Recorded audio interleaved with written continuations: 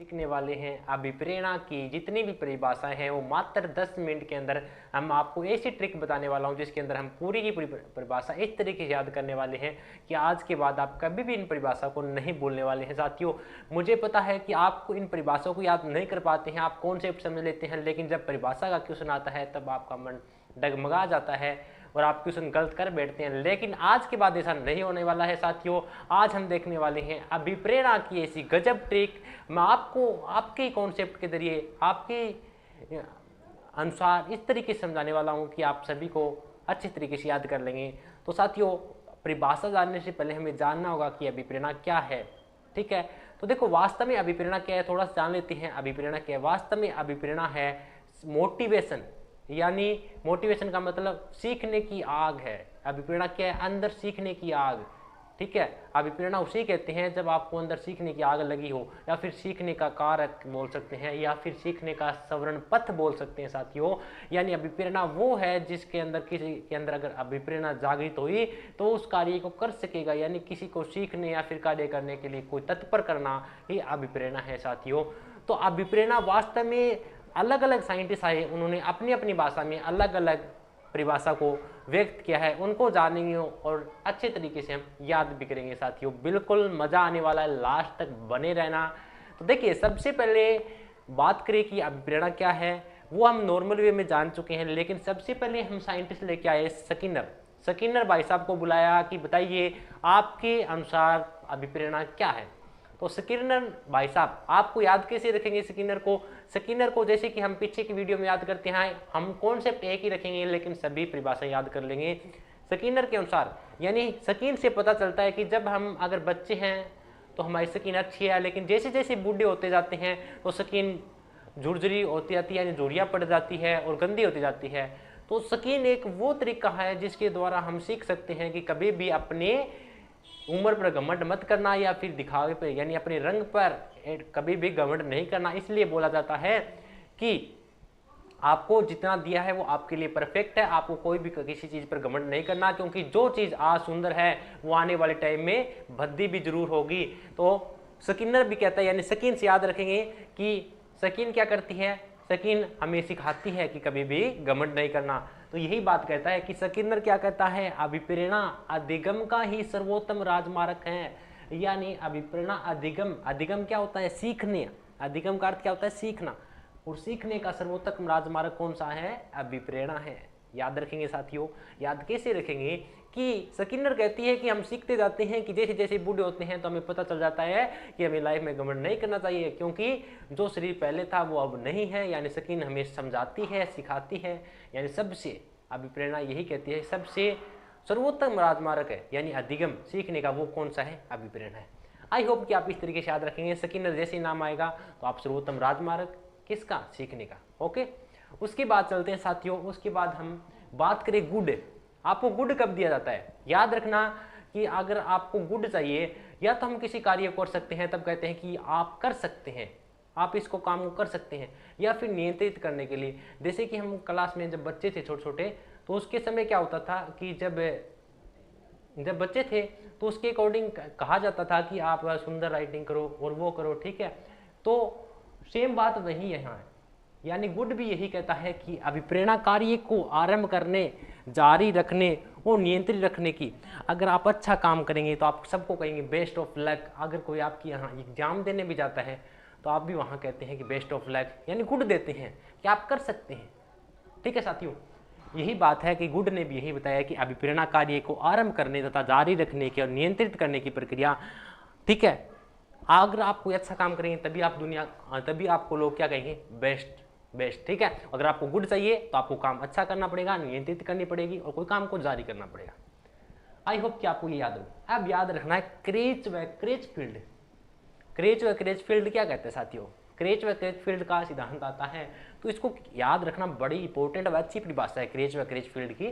Creche व क्रेचफील्ड कहता है कि क्रेच को कैसे याद रखेंगे? कैंची से। कैंची क्या करती है? कैंची यानी कैंची या चाकू जो भी है, कैंची से हमें अपनी एक अंदर छवि बनानी है कि जब भी हमसे पूछता है कि ये काम ऐसे क्यों किया, तो हम क्या करते हैं? कैंची दिखा देते हैं कि ये दिखता है ना, ये पड़ेगा। यानी हमें सिर्फ इसका उद्देश्य यहाँ पे सिर्फ अपन को याद रखना है, कोई गलत उद्देश्य नहीं लेके जाना साथियों। तो देखिए कैंची, यानी कैंची की कब जरूरत करती है, जब हमसे कोई क्यों का आंसर पूछे कि ऐसा क्यों किया, तब हमारे पास जवाब नहीं होते हैं, तो हम क्या करते हैं कि ये दिखाई दे रहा है ना, यानी कैंची या फिर जो भी चाकू है आपके पास, ठीक है। तो ठीक यही बात यहाँ पे क्रेच व क्रेचफील्ड ने कही है कि अभिप्रेरणा हमारे क्यों का जवाब देती है। क्यों का उत्तर कौन देती है, अभिप्रेरणा। अभिप्रेरणा हमें सिखाती है कि हमें क्यों काम करना है, क्यों सीखना है, क्यों नौकरी लगना है, वो क्यों का जवाब अभिप्रेरणा देती है। और ये बात बताई थी क्रेच व क्रेचफील्ड ने। और इसको कैसे याद रखेंगे कि कैंची क्या करती है, क्यों का जवाब देती है। गुड ने हमें बताया कि किसी बढ़िया काम करेंगे, अच्छा काम करेंगे तब हमें गुड मिलेगा। और स्किनर से हमें पता चलता है कि हम सीखने का सर्वोत्तम राजमार्ग है। उसके बाद पीवी यूंग के अनुसार, देखो पीवी यानी पीवी यूंग, यूंग को याद रखेंगे यंग से, पीग्यो यंग यानी यंग यानी युवा जब एक शराब पीता है तो वो क्या करता है, पीवी यूंग। पीवी यूंग का मतलब है जब कोई युवा शराब पीता है तो उसके अकॉर्डिंग क्या है, अभिप्रेरणा, यानी वो आपने देखा हो कभी भी कोई युवा मतलब शराब पीता है तो अपने व्यवहार को जागृत करता है। क्या करता है, अपने व्यवहार को जागृत करता है और जो उसकी विधि है वो उनको दिखाता है। यानी आपको भी पता है शराब पीकर तो इंसान क्या करेगा, गाली गलौज देगा या फिर ऐसे ही नीचे गिरेगा नाली में, या फिर ऐसे भी मतलब अपने वो सारे के सारे गुण दिखाएगा। और यही बात यहाँ पे पीवी यंग ने कही है। पीवी यंग को याद रखेंगे कि पीने के बाद यंग क्या करता है कि वो अपनी अभिप्रेरणा व्यवहार को जागृत करने, यानी वो अपने व्यवहार को जागृत करता है पीने के बाद, क्या करता है, जागृत करता है। उसके बाद तथा उसकी विधियों को नियंत्रित करने की प्रक्रिया करता है। नियमित जो विधियाँ होती है गाली देने की या फिर ऐसे लिटने की, जो उन गतिविधि है उनको नियंत्रित करता है, नियमित यानी चालू करता है। वही बात कौन किसने कही है, पीवी यंग ने। आप पीवी यंग को याद रख सकते हैं साथियों इस तरीके से कि पीवी यंग ने कहा है कि अभिप्रेरणा वो है, अभिप्रेरणा यानी पीने के बाद क्या करता है, क्या करता है व्यक्ति, अपनी गतिविधियां यानी अपने व्यवहार को जागृत करता है कि मेरा व्यवहार ये है देखो, और अपनी गतिविधियों को नियमित करता है। उसके बाद करो एंड करो, करो एंड करो। भाई साहब हमेशा ये एक बात करते हैं कि करो, करते जाओ करते जाओ, क्या करते जाओ, करो और करो, क्या करो, रुचि उत्पन्न करो, सीखने की रुचि उत्पन्न करो, यही करो एवं करो। कहते हैं कि अभिप्रेरणा का संबंध सीखने में रुचि उत्पन्न करने से है। ये भी इंपॉर्टेंट परिभाषा है कि करो एंड करो कहते हैं कि अभिप्रेरणा का संबंध सीखने में रुचि उत्पन्न करने से, क्या है, सीखने में रुचि उत्पन्न करने से। साथियों आई होप कि आपको ये याद रहेगी पांचों की पांच परिभाषा, ठीक है। स्किनर को हम स्किन से याद रखेंगे, फिर गुड कब मिलता है वो भी याद रखेंगे, कैंची दिखाकर हम क्यों का जवाब मांगते हैं, पीने के बाद यंग अपनी व्यवहार को जागृत करता है और अपनी गतिविधियों को नियमित करता है, और करो एवं करो कहता है कि सीखने की रुचि उत्पन्न करो, ठीक है। आई होप आपको ये पांचों की पांचों परिभाषा याद हो गई होगी साथियों। देखो हमने कोई ट्रिक नहीं अपनाई, आपको सही बात बताऊं तो आपके ही अनुसार मैंने आपको समझा दी, लेकिन अगर आपने एक बार इनको अच्छे से देख लिया तो आप कभी भी नहीं भूलोगे, और इसके अकॉर्डिंग आपने याद भी कर लिया तो यकीन मानना साथियों कि अगर आपके सामने जब ये परिभाषा सामने आएगी, तब जैसे ही आपके सामने क्रेच व क्रेचफील्ड आएगा, तब आपके दिमाग में एक सवाल उठेगा कि क्रेच यानी कैंची तो हमारे क्यों का जवाब देती है, स्किनर तो हमें सिखाती है, यानी स्किन क्या करती है, हमें सिखाती है। गुड कब मिलता है, जब हम कोई अच्छा कार्य करते हैं, कार्य जारी करने के लिए, ठीक है। और यंग कब पीता है, यंग पीने के बाद क्या करता है, यानी इस तरीके से आपके दिमाग में एक छवि बनानी है, उसके बाद आपको कोई भी बुलाने वाला नहीं होगा। चलिए नेक्स्ट कुछ और परिभाषाएं हैं उनको भी देखते हैं, उनकी भी ट्रिक जानते हैं। चलिए